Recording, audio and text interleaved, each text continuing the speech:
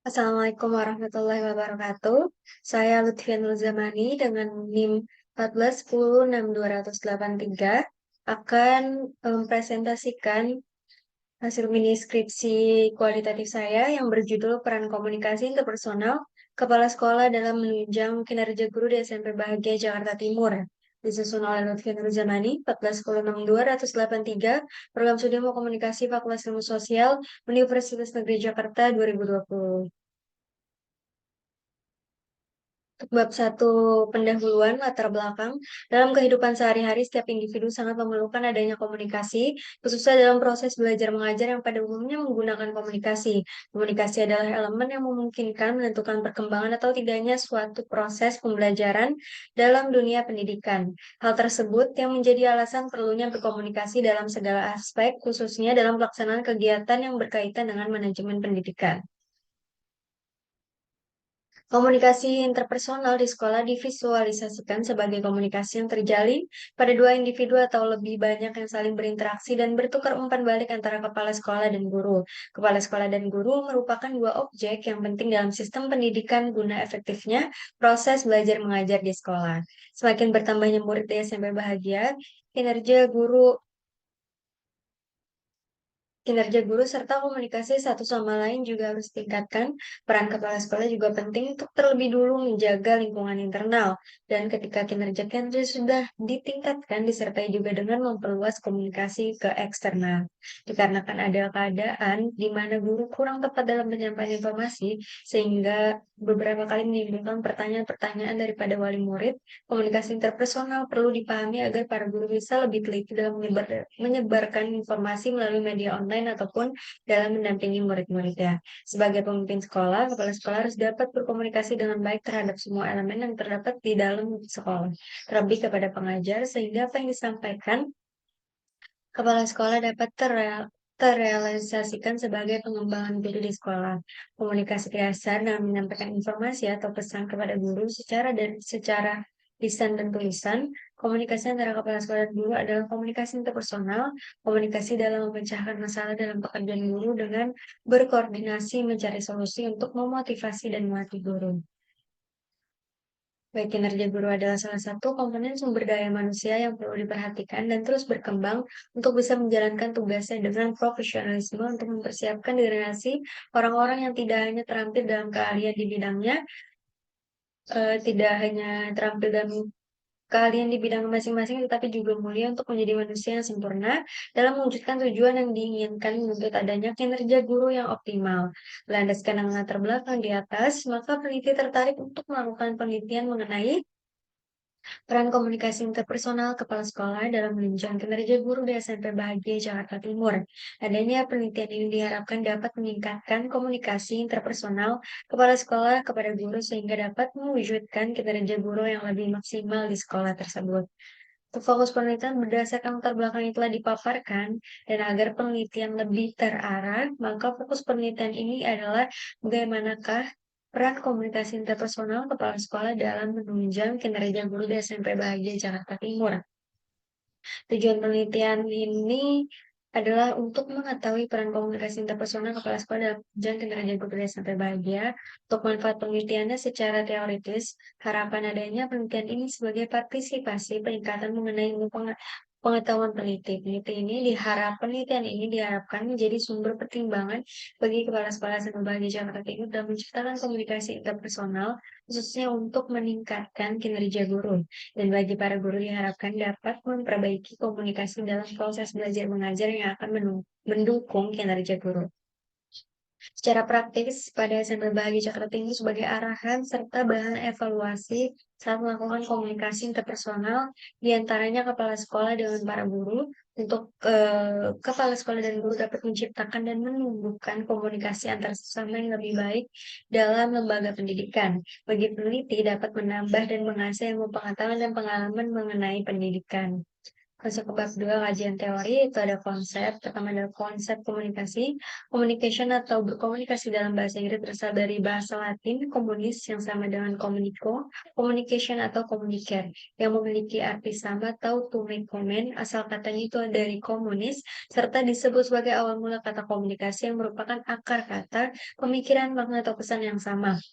Namun, definisi temporer menunjukkan bahwa komunikasi mengacu pada berbagai hal seperti dalam ungkapan kami berbagi pemikiran, kami mendiskusikan makna, dan kami menginginkan pesannya. Selanjutnya ada konsep dari komunikasi interpersonal. Komunikasi interpersonal adalah jalan pertukaran informasi antara seorang individu dengan sekurang-kurangnya dua orang yang melakukan timbal balik bisa dilakukan dengan banyak orang yang tentunya bertambahnya keterlibatan orang dalam komunikasi menjadi persepsi orang dalam kejadian komunikasi sehingga bertambah komplekslah komunikasi tersebut. Bagi pandangan Arif Muhammad, tujuan seorang melakukan komunikasi interpersonal adalah menemukan diri sendiri, menemukan dunia luar, membentuk dan menjaga hubungan yang bermakna, perubahan sikap dan tingkah laku, dan untuk membantu juga kesenangan dan bermain. Bentuk komunikasi interpersonal, komunikasi merupakan sesuatu yang sangat mendasar dalam kehidupan manusia, yang terlihat sangat jelas dalam proses sosialisasi yang dilakukan oleh orang-orang tersebut. Sebagai makhluk sosial, interaksi yang dilakukan manusia dapat dilakukan melalui komunikasi. Berikut merupakan bentuk komunikasi interpersonal yang disampaikan oleh Hairani Effendi dan juga Saputra pada tahun 2018. Itu komunikasi verbal. Komunikasi verbal adalah komunikasi yang menggunakan tanda-tanda atau kata-kata baik yang diungkapkan secara lisan ataupun tulisan. Komunikasi lisan dapat didefinisikan sebagai proses di mana pembicara secara lisan berinteraksi dengan pendengar untuk mempengaruhi perilaku penerima. Komunikasi tertulis di mana keputusan dikomunikasikan oleh penyampai pesan yang dikodekan dengan simbol yang ditulis di atas kertas atau tempat lain yang dapat dibaca dan kemudian disampaikan kepada orang yang bersangkutan. Yang kedua adalah komunikasi nonverbal. Komunikasi nonverbal adalah penciptaan dan pertukaran pesan tanpa menggunakan kata-kata seperti komunikasi menggunakan gerakan tubuh, isyarat, vokal nonverbal, kontak mata, ekspresi wajah, dan juga sentuhan. Komunikasi nonverbal adalah komunikasi yang menggunakan isyarat dan bahasa isyarat. Untuk review literaturnya, terdapat sejumlah penelitian sebelumnya yang variabelnya sama, yaitu penelitian yang berjudul Implementasi Komunikasi Interpersonal Kepala Sekolah dalam Peningkatan Kinerja Guru di SMK Swasta Bina Taruna Medan oleh Ahmad Ramadan, Nasrul Syakur Caniago, Dr. Muhammad Rifai. Penelitian ini bertujuan untuk mengungkapkan yang pertama komunikasi interpersonal kepala sekolah dalam meningkatkan kinerja guru di SMK Swasta Bina Taruna 2 Medan. Yang kedua ada pola komunikasi interpersonal kepala sekolah dalam peningkatan kinerja guru di SMK Swasta Bina Taruna 2 Medan. Yang ketiga ada faktor pendukung dan penghambat komunikasi interpersonal kepala sekolah dalam peningkatan kinerja guru di SMK Swasta Bina Taruna 2 Medan. Yang keempat ada strategi komunikasi interpersonal kepala sekolah dalam peningkatan kinerja guru SMK Swasta Bina Taruna 2 Medan meliputi profesional, disiplin, tanggung jawab, dan kerjasama. Penelitian ini menggunakan jenis penelitian kualitatif dalam metode deskriptif, teknik pengumpulan data dilakukan melalui pedoman wawancara, pedoman observasi, dan studi dokumentasi. Subjek penelitian ialah kepala sekolah, wakil kepala sekolah, dan guru SMK Swasta Bina Taruna 2 Medan. Hasil penelitian ini menunjukkan bahwa implementasi komunikasi interpersonal kepala sekolah dan peningkatan kinerja guru yaitu menyampaikan informasi kepada wakil kepala sekolah dan guru, baik itu secara tatap muka lisan seperti memberikan arahan, sehingga dapat melatih kecakapan dalam berkomunikasi, umpan balik sedangkan secara penggunaan media atau tulisan. Selanjutnya, penelitian berjudul Pengaruh Komunikasi Interpersonal dan Motivasi Kerja terhadap Kinerja Guru SMA Negeri Sekota Pekanbaru oleh Elvira Oktarina, Magdalena, dan Caska. Tujuan dari penelitian ini adalah untuk mengetahui dan menganalisis pengaruh komunikasi interpersonal dan motivasi kerja guru baik secara simultan maupun secara parsial terhadap kinerja guru SMA Negeri Sekota Pekanbaru. Populasi dari penelitian ini berjumlah 1027 guru, kurang sampelnya dalam penelitian ini menggunakan rumus Taro Yamane yang berjumlah 288 guru. Teknik penarikan sampel menggunakan simple random sampling. Jenis data dalam penelitian ini adalah data primer yang bersumber dari guru SMA Negeri Kota Pekanbaru.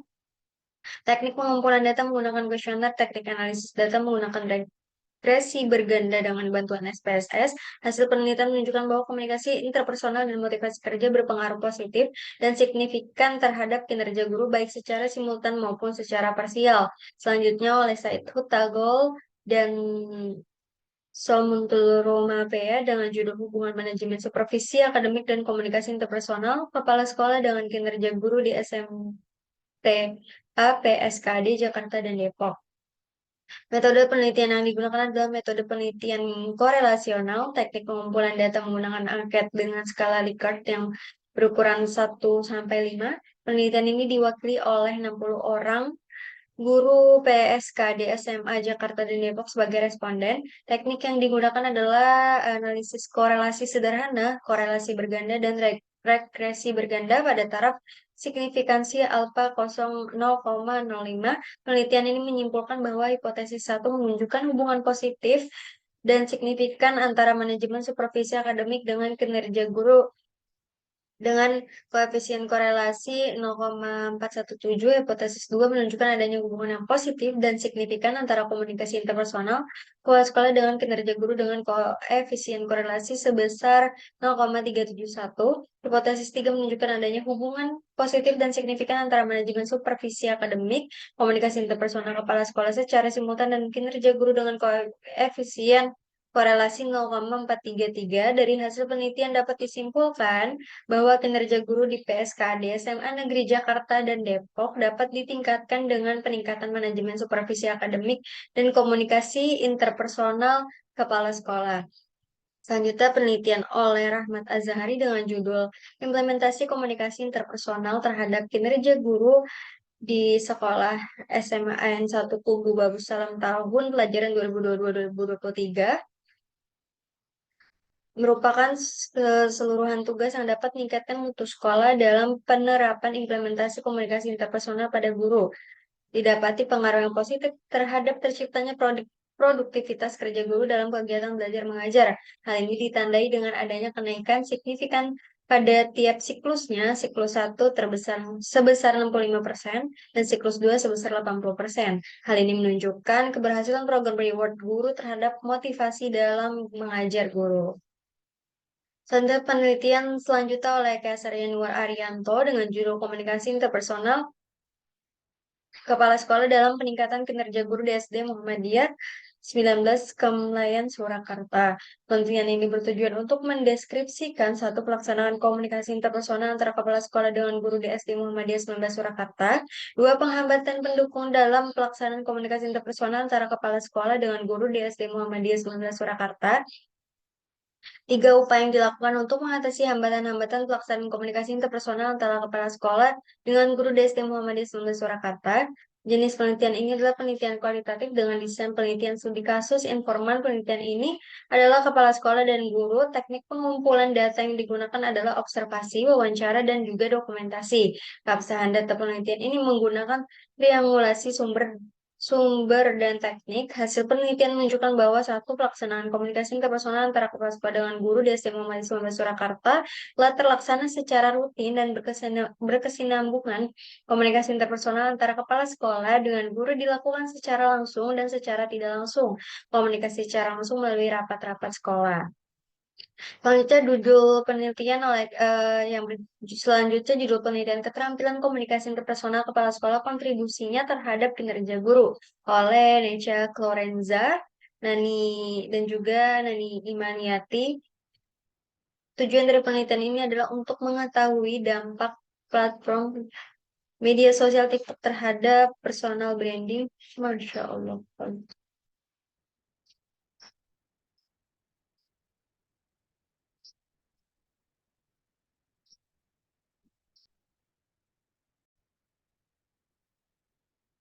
Penelitian selanjutnya dengan judul Pengaruh Komunikasi Interpersonal dan Disiplin Kerja Terhadap Kinerja Guru oleh Suyatini Lasari, Habib Fitria, dan juga Rohana. Penelitian ini menentukan pengaruh komunikasi interpersonal dan disiplin kerja terhadap kinerja guru. Penelitian ini menggunakan kuantitatif metode. Sampel penelitian ini adalah guru SMA Negeri 21 yang berjumlah 50 orang. Di Palembang, data dikumpulkan melalui kuesioner, dokumentasi studi, dan juga observasi. Data analisis dengan menggunakan asumsi klasik uji linier berganda, uji koefisien, determinasi, dan uji F. Itu hasil penelitian ini menunjukkan bahwa ada secara parsial dan simultan komunikasi interpersonal dan disiplin kerja berpengaruh signifikan terhadap kinerja guru di SMA Negeri 21 Palembang. Selanjutnya, implementasi komunikasi interpersonal terhadap kinerja guru di SD Negeri Jangkit Timur 2016-2017 oleh Sunardi. Dalam penerapan implementasi komunikasi interpersonal pada guru ini didapati pengaruh yang positif terhadap terciptanya produktivitas kerja guru dalam kegiatan belajar mengajar. Hal ini ditandai dengan adanya kenaikan signifikan pada tiap siklusnya, siklus 1 sebesar 65% dan siklus 2 sebesar 80%. Hal ini menunjukkan keberhasilan program reward guru terhadap motivasi dalam mengajar guru. Penelitian selanjutnya yang dilakukan oleh Anida Ulfa, Happy Fitria, dan juga Nurfalis mengenai peranan komunikasi interpersonal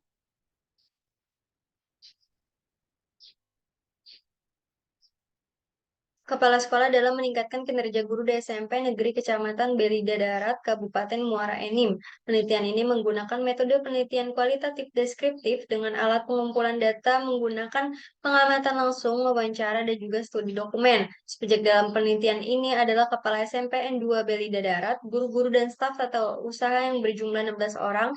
Data dianalisis menggunakan teknik reduksi data, penyajian data, dan membuat kesimpulan. Hasil penelitian menunjukkan bahwa pelaksanaan komunikasi interpersonal yang telah dilakukan kepala sekolah terhadap guru-guru yang dilakukan secara formal dan informal telah optimal. Unsur-unsur efektivitas komunikasi interpersonal antara lain keterbukaan, empati, sikap mendukung, sikap positif, dan kebersamaan telah dilakukan oleh kepala sekolah dengan baik. Penelitian selanjutnya dengan judul Komunikasi Interpersonal Kepala Madrasah dalam meningkatkan kinerja guru di Madrasah Alia Negeri 1 Aceh. Tujuan dari penelitian ini adalah satu untuk mengetahui komunikasi interpersonal kepala madrasah kepada para guru dalam meningkatkan kinerja guru di Madrasah Alia Negeri 1 Aceh Timur. Dua, untuk mengetahui bagaimana pelaksanaan komunikasi interpersonal kepala madrasah kepada guru dan staf madrasah dalam meningkatkan kinerja guru di Madrasah Alia Negeri 1 Aceh Timur. Tiga, untuk mengetahui hambatan pada komunikasi interpersonal kepala madrasah dalam meningkatkan kinerja guru di Madrasah Alia Negeri 1 Aceh Timur. Penelitian ini dilakukan dengan menggunakan pendekatan penelitian kualitatif. Hasil penelitian ini menunjukkan bahwa kepala madrasah memang melaksanakan komunikasi interpersonal dengan para guru dan staf dalam meningkatkan kinerja guru Madrasah Alia Negeri 1 Aceh Timur. Selanjutnya ada variabel yang pertama ada komunikasi interpersonal. Komunikasi antar sesama atau tidak asing disebut dengan komunikasi interpersonal. Merupakan komunikasi penyampaian pesan yang dilaksanakan secara tatap muka oleh orang lain, baik dua orang atau dengan sekelompok kecil orang yang bertujuan agar penerimaan pesan yang disampaikan dapat segera memberikan umpan balik. Selanjutnya kinerja menurut Suyadi Prawiro Senoto, pengertian kinerja atau performance dalam bukunya, secara khusus mengartikan kinerja sejajar dengan performance, khususnya hasil kerja yang dapat dicapai oleh individu atau sekelompok orang dalam suatu organisasi, sesuai dengan hak dan kewajiban setiap orang dalam mewujudkan suatu tujuan organisasi yang relevan, tanpa melanggar hukum dan sesuai dengan etika dan juga moralitas. Sedangkan menurut Mulyasa bahwa kinerja atau prestasi kerja dapat dipahami sebagai efisiensi kerja, melaksanakan pekerjaan, pencapaian pekerjaan, hasil pekerjaan atau kinerja di tempat kerja. Kinerja dapat dipahami sebagai keluaran dari suatu proses berdasarkan pengertian tersebut. Kinerja mengacu pada proses dan hasil yang dicapai.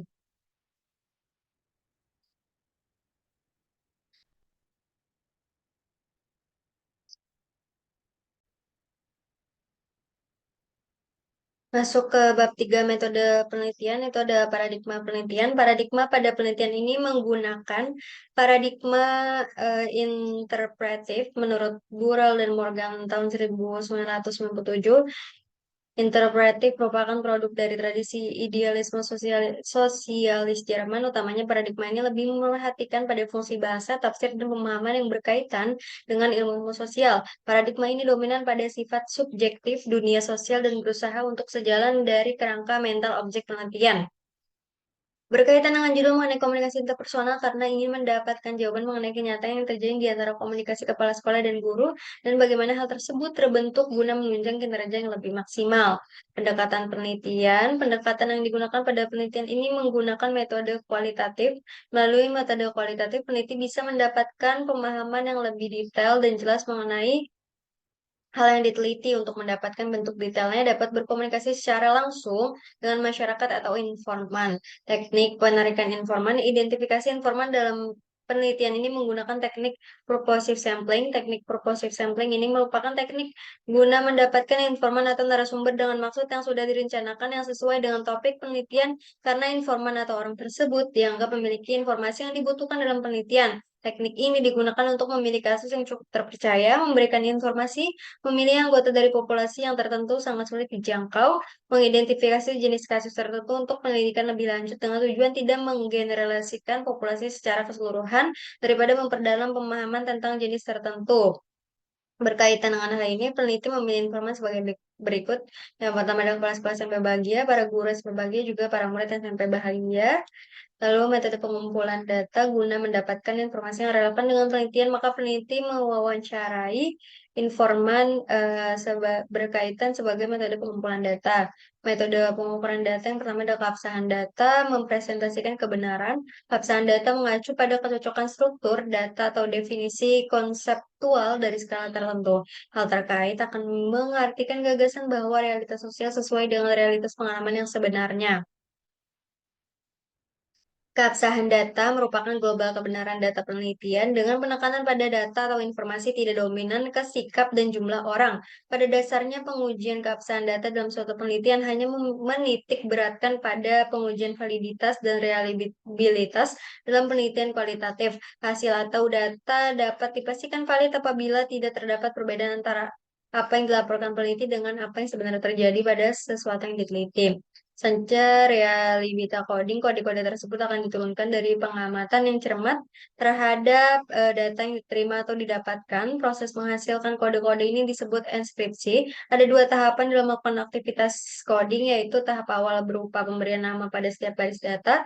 Setelah itu dilakukan pentargetan secara selektif yang akan mengungkapkan kode-kode awal yang muncul paling sering atau paling penting. Open coding adalah proses coding pada hal-hal yang kerap kali muncul selama penelitian berlangsung. Hal-hal yang diberikan pada kode adalah hal-hal yang berhubungan dengan topik penelitian. Coding yang dijalankan penelitian atas dasar hasil wawancara serta hasil observasi kepada subjek penelitian dilanjutkan ke aksial coding, yakni mengkaji ulang hasil open coding pada metode grounded theory yang ingin mencapai konsep-konsep global yang penting. Selanjutnya ada metode analisis data. Metode analisis data ini menggunakan wawancara kepada informan dan observasi dengan menjawab pertanyaan yang sudah dirancang. Data yang dianalisis dengan metode ini berbentuk teks atau narasi. Selain itu, dari semua data dilakukan klasifikasi sesuai kebutuhan. Terakhir ada keterbatasan dan kelemahan penelitian, yaitu keterbatasan instrumen penelitian mengambil individu sehingga menyesuaikan waktu untuk bertemu informan atau responden. Kelemahan penelitiannya, sikap informan yang bisa saja berubah-ubah, waktu pengumpulan data yang lama. Sekian dari mini skripsi kuali saya. Assalamualaikum warahmatullahi wabarakatuh.